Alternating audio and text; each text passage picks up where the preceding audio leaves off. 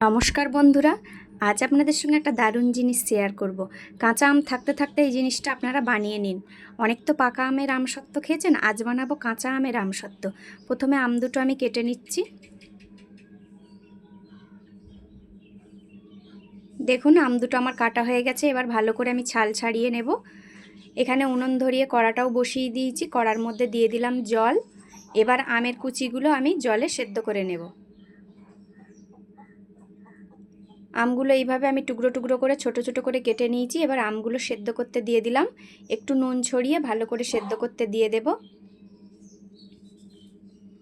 আমগুলো সেদ্ধ হওয়ার পরে আমি নামিয়ে নেব। দেখুন আমটা কি সুন্দর গলে পাক হয়ে গেছে।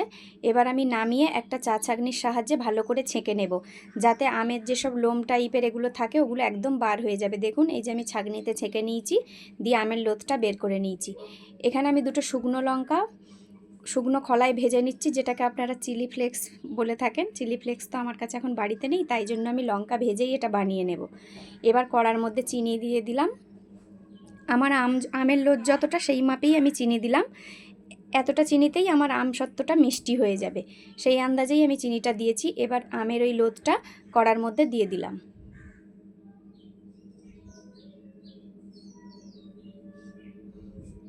এবার এই চিনি আর আমের লোদটা খুব ভালো করে একসাথে মিশিয়ে নেব।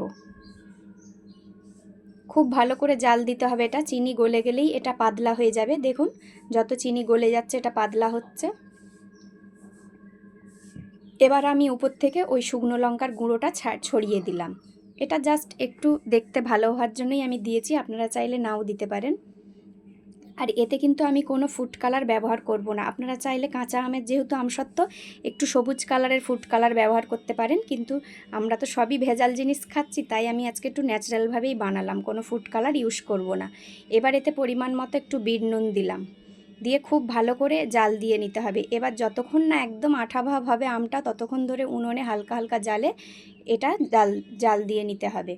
যত জাল হবে কালার আস্তে আস্তে চেঞ্জ হবে। দেখুন এই যে কালার আস্তে আস্তে চেঞ্জ হয়ে গেছে। আমি উপর থেকে একটু কাঁচা সর্ষের তেল ছড়িয়ে দিলাম, কারণ কাঁচা সর্ষের তেল দিলে আমসত্ত্বের যে চকচকে ভাবটা হয় সেই চকচকে ভাবটা থাকবে, তার জন্যই সর্ষের তেলটা দেয়া।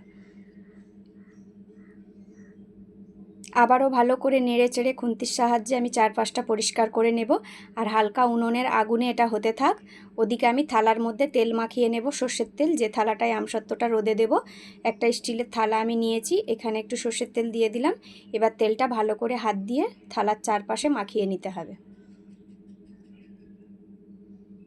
এবার এই আমের লোদটা থালার মধ্যে আমি ঢেলে দেব। দেখুন এই যে আমের লোদটা থালার মধ্যে ঢেলে দিয়েছি। এবার আস্তে আস্তে থালার চারপাশে গোল করে ঘুরিয়ে নেব, তাহলেই পুরো থালাটা কভার হয়ে যাবে।